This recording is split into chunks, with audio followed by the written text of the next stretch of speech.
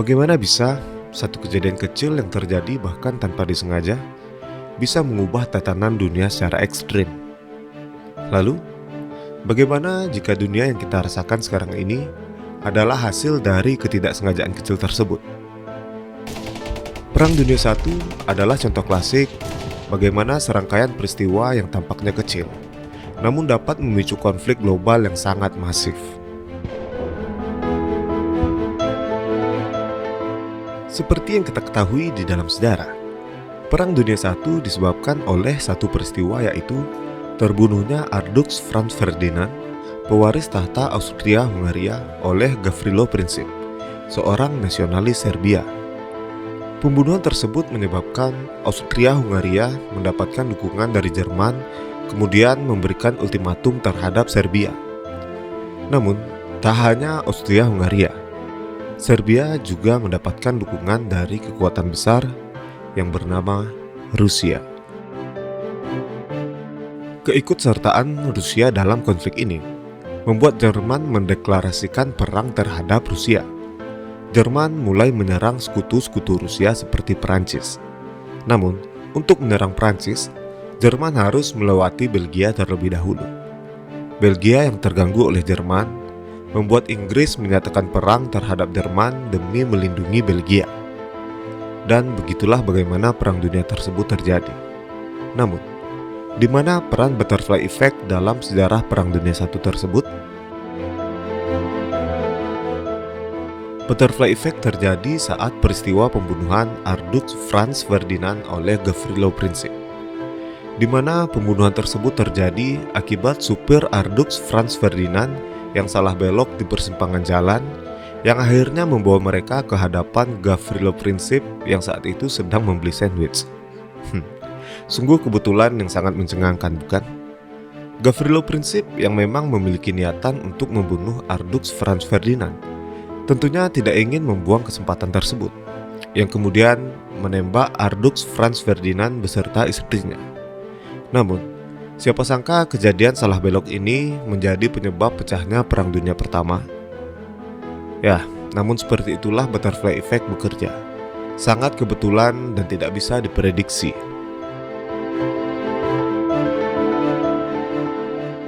Butterfly effect juga menciptakan sosok diktator kejam yang bernama Adolf Hitler.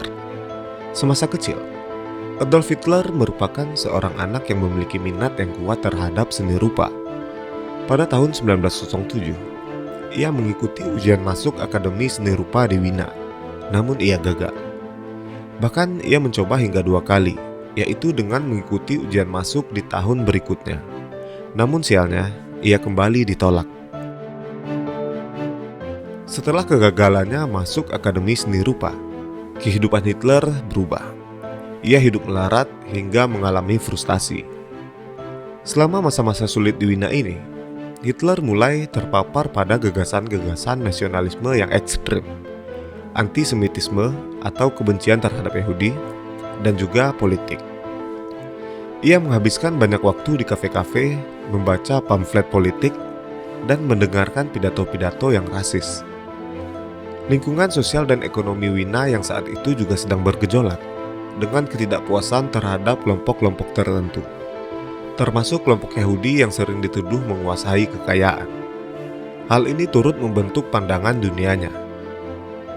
Dalam masa-masa ini jugalah ia menemukan bakat lain, yaitu kemampuan berorasi dan mempengaruhi orang banyak. Bakat ini, yang tidak dapat ia ekspresikan melalui seni, akhirnya menjadi alat utamanya di dalam politik. Banyak sejarawan dan pengamat berspekulasi bahwa jika Hitler diterima di Akademi Seni, sejarah mungkin akan sangat berbeda.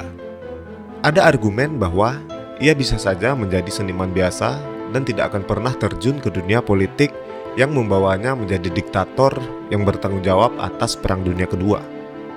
Namun, penting untuk dicatat bahwa ini hanyalah sebuah spekulasi, dan ada banyak faktor kompleks lain yang berkontribusi pada kebangkitan dan ideologi Hitler. Singkatnya, penolakan Hitler dari Akademi Seni Rupa adalah titik balik penting dalam hidupnya, yang mendorongnya dari jalur yang mungkin berujung pada karir seni menjadi jalur yang pada akhirnya mengubah sejarah dunia secara tragis. Namun sekali lagi, seperti itulah butterfly effect bekerja. Bahkan dalam dunia teologi, banyak orang berandai-andai jika Adam tidak memakan buah kuldi, maka kita tidak akan ada di bumi ini dan hidup bahagia di surga.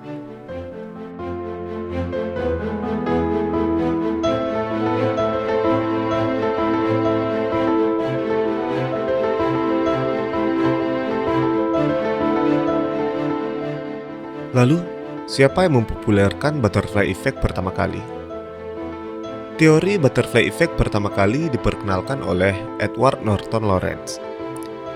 Ia adalah seorang matematikawan dan meteorolog asal Amerika Serikat yang pada tahun 1961, saat sedang mengerjakan model simulasi cuaca dengan komputer, Lawrence menemukan bahwa perubahan yang sangat kecil pada data awal dapat menghasilkan perbedaan yang sangat besar dan tidak terduga pada hasil akhir di simulasi cuaca tersebut. Lawrence kemudian mempopulerkan konsep ini dalam sebuah makalah dan presentasinya pada tahun 1972 yang populer dengan apakah kepakan sayap kupu-kupu di Brazil dapat memicu tornado di Texas. Meskipun contoh kupu-kupu dan tornado ini adalah sebuah metafora, pada intinya dari teori ini adalah bahwa dalam sistem yang kompleks dan non-linier terdapat sensitivitas tinggi terhadap kondisi awal, yang artinya perubahan kecil pada kondisi awal dapat menghasilkan perbedaan yang sangat besar pada kemudian hari, sehingga membuat prediksi jangka panjang menjadi sangat sulit atau bahkan mustahil.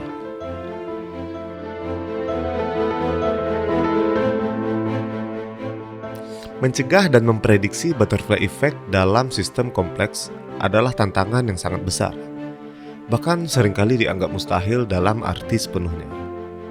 Ini karena inti dari butterfly effect adalah sensitivitas tinggi terhadap kondisi awal dalam sistem non-linear, yang berarti perubahan yang sangat kecil dan tidak terdeteksi sekalipun dapat menyebabkan hasil yang sangat berbeda di kemudian hari.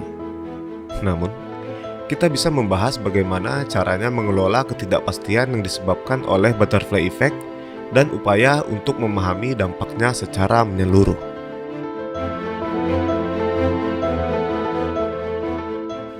Lalu, bagaimana korelasinya antara butterfly effect ini dengan kehidupan kita saat ini? Sebenarnya, butterfly effect ini sangat dekat dengan kehidupan kita. Bahkan mungkin secara tidak sadar, kita pernah merasakan dampak dari butterfly effect ini. Contohnya saja, beberapa hal kecil yang bisa memberi dampak besar di kehidupan kita. Misalnya, suatu hari kita sedang mengerjakan beberapa konsep proyek, kemudian menawarkannya ke perusahaan atau kepada calon klien kita. Namun pada suatu siang kita lupa mencas handphone dan kemudian handphone kita kehabisan baterai saat kita sedang berada di luar rumah.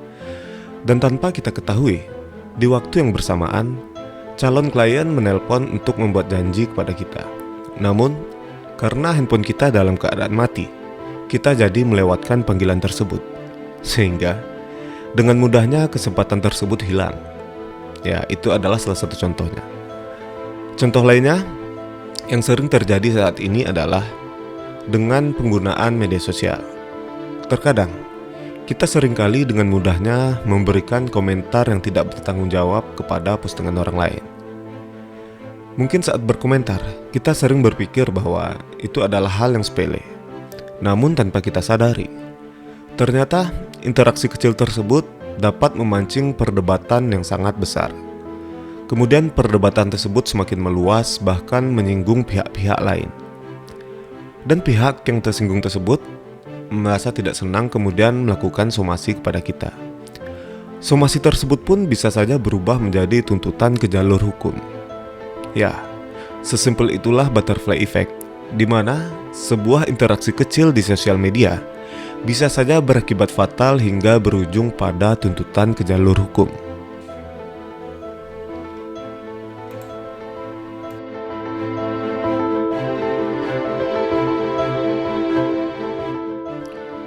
Lalu mengapa sangat sulit mencegah dan memprediksi butterfly effect? Alasan yang pertama adalah sifat non-linear.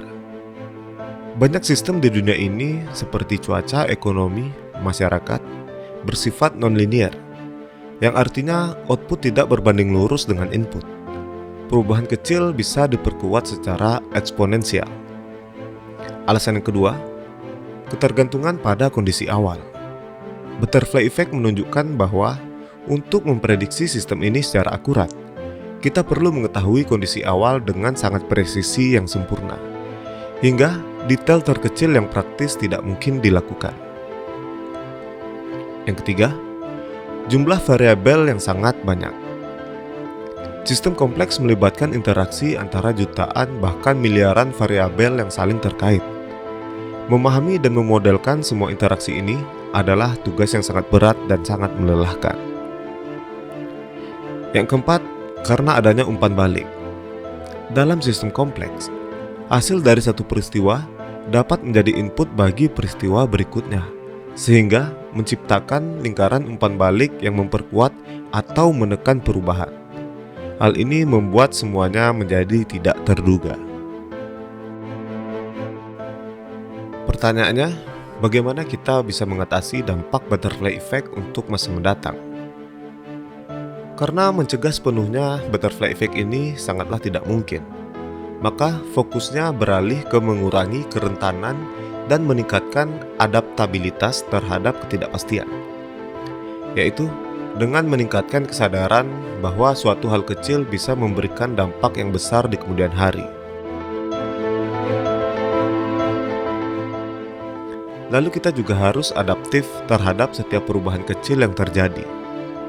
Dan yang terpenting, kita juga harus memiliki manajemen risiko terhadap segala sesuatu yang terjadi di luar prediksi.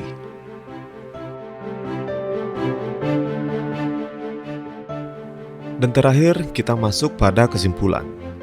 Pada dasarnya, kita tidak bisa mencegah butterfly effect karena itu adalah sifat inheren dari banyak sistem di alam semesta ini. Demikian pula memprediksinya secara presisi untuk jangka panjang adalah batas kemampuan kita.